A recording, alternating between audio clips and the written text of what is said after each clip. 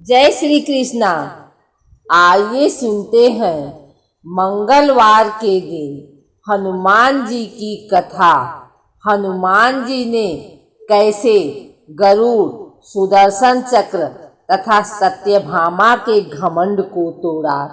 संसार में किसी का कुछ नहीं, ख्वाहम ख्वाह अपना समझना मूर्खता है, क्योंकि अपना होता हुआ भी कुछ भी अपना नहीं होता।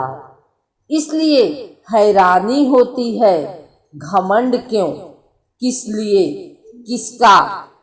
कुछ रुपए दान करने वाला यदि यह कहे कि उसने ऐसा किया है तो उससे बड़ा मूर्ख और कोई नहीं। और ऐसे भी हैं जो हर महीने लाखों का दान करते हैं, लेकिन उसका जिक्र तक नहीं करते, न करने देते हैं।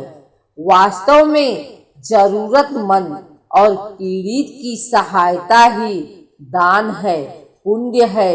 ऐसे व्यक्ति पर सरस्वती की सदा कृपा होती है। पर क्या किया जाए, देवताओं तक को अभिमान हो जाता है और उनके अभिमान को दूर करने के लिए परमात्मा को ही कोई उपाय करना पड़ता है। गरुड़, सुदर्शन चक्र तथा सत्यभामा को भी अभिमान हो गया था और भगवान श्री कृष्ण ने उनके अभिमान को दूर करने के लिए श्री हनुमान जी की सहायता ली थी। श्री कृष्ण ने अपनी पत्नी सत्यभामा को स्वर्ग से पारिजात ला कर दिया था और वह इसीलिए अपने आप को श्री कृष्ण की अत्यंत प्रिया और अति सुंदरी मानने लगी थी। सुदर्शन चक्र को यह अभिमान हो गया था कि उसने इंद्र के वज्र को निष्क्रिय किया था। वह लोकालोक के अंधकार को दूर कर सकता है। भगवान श्री कृष्ण अंततः उसकी ही सहायता लेते हैं। गरुड़ भगवान कृष्ण का वाहन था। वह समझता था भगवान मेरे बिना कहीं जा नहीं सकते, इसलिए कि मेरी गति का कोई मुकाबला नहीं कर सकता। भगवान अपने भक्तों का सदा कल्याण करते हैं, इसलिए उन्होंने हनुमान जी का स्मरण किया। तत्काल हनुमान जी द्वारिका आ गए। जान गए कि श्री कृष्ण ने क्यों बुलाया है।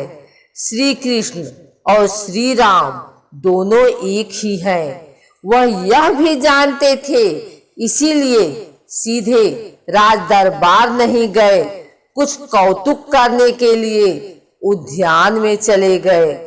वृक्षों पर लगे फल तोड़ने लगे, कुछ खाए कुछ फेंक दिए। वृक्षों को उखाड़ फेंका, कुछ तो तोड़ डाला, बाग वीरान बना दिया। फल तोड़ना और फेंक देना हनुमान जी का मकसद नहीं था।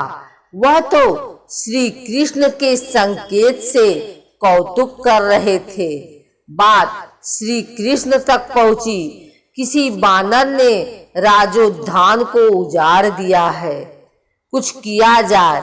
श्री कृष्ण ने गरुड़ को बुलाया, कहा जाओ सेना ले जाओ, उस बानर को पकड़ कर लाओ।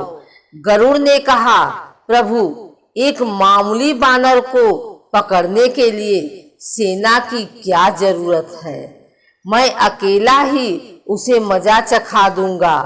कृष्ण मन ही मन मुस्कुरा दिए, जैसा तुम चाहो, लेकिन उसे रोको जाकर। वहीं ते गए, हनुमान जी को ललकारा, बाग क्यों उजाड़ रहे हो, फल क्यों तोड़ रहे हो, चलो तुम्हें श्री कृष्ण बुला रहे हैं। हनुमान जी ने कहा मैं किसी कृष्ण को नहीं जानता, मैं तो श्री राम का सेवक हूँ, जाओ कह दो मैं नहीं आऊंगा। गरुड़ क्रोधित होकर बोला तुम नहीं चलोगे तो मैं तुम्हें पकड़ कर ले जाऊंगा।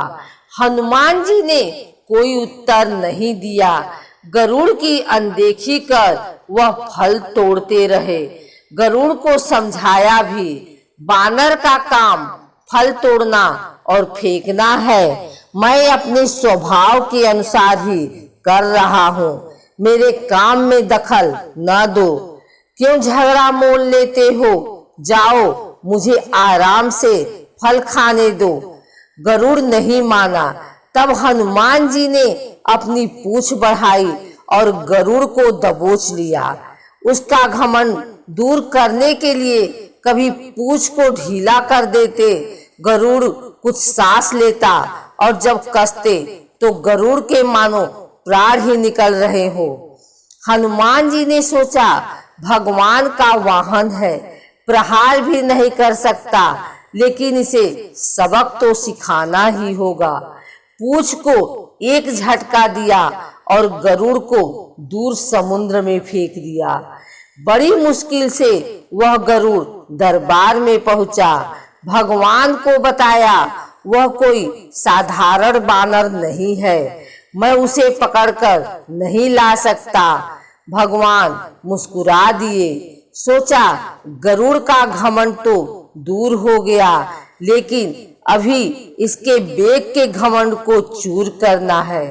श्री कृष्ण ने कहा, गरुड़ हनुमान श्री राम जी का भक्त है, इसीलिए नहीं आया। यदि तुम कहते कि श्री राम ने बुलाया है तो फौरन भागे चले आते।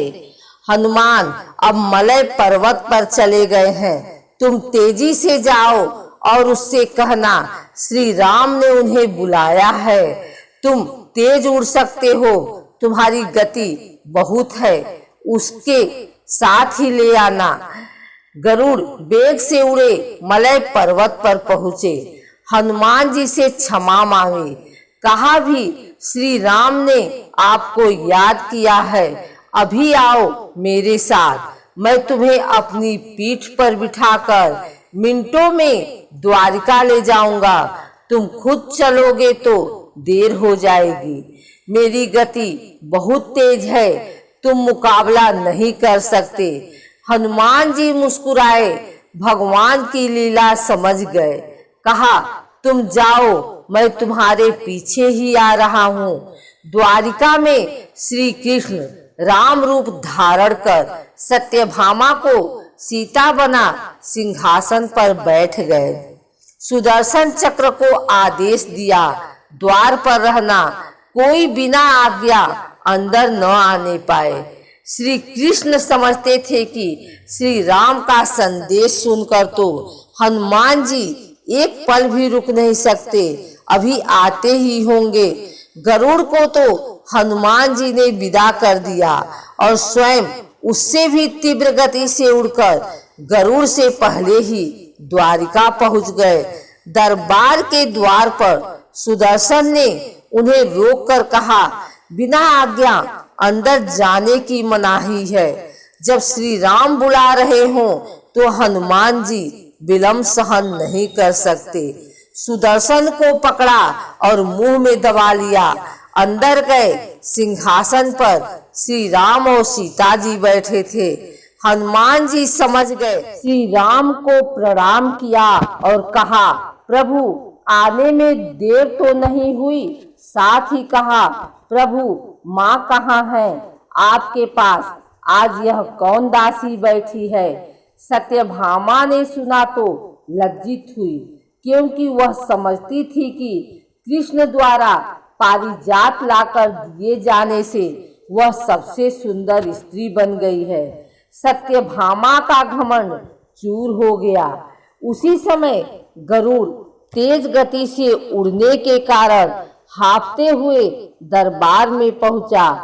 सांस फूल रही थी, थके हुए से लग रहे थे और हनुमान जी को दरबार में देखकर तो वह चकित हो गए। मेरी गति से भी तेज गति से हनुमान जी दरबार में पहुंच गए। लज्जा से पानी पानी हो गए। गरुड़ के बल का और तेज गति से उड़ने का घमंड चूर हो गया। श्री राम ने पूछा, हनुमान तुम अंदर कैसे आ गए, किसी ने रोका नहीं? रोका था भगवान सुदर्शन ने। मैंने सोचा आपके दर्शनों में विलंब होगा, इसलिए उनसे उलझा नहीं। उसे मैंने अपने मुंह में दबा लिया था। और यह कहकर हनुमान जी ने मुंह से सुदर्शन चक्र को निकालकर प्रभु के चरणों में डाल दिया। तीनों के घमंड चूर हो गए। श्री कृष्ण यही चाहते थे। श्री कृष्ण ने हनुमान जी को गले लगाया, हृदय से हृदय की बात हुई और उन्हें विदा कर दिया।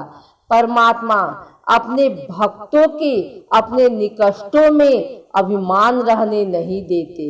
श्री कृष्ण सत्यभामा, गरुड़ और सुदर्शन चक्र का घमंड दूर न करते तो परमात्मा के निकट रह नहीं सकते थे, और परमात्मा के निकट रहते नहीं तो मैं और मेरे से रहित है श्री राम से जुड़े व्यक्ति में कभी अभिमान हो ही नहीं सकता।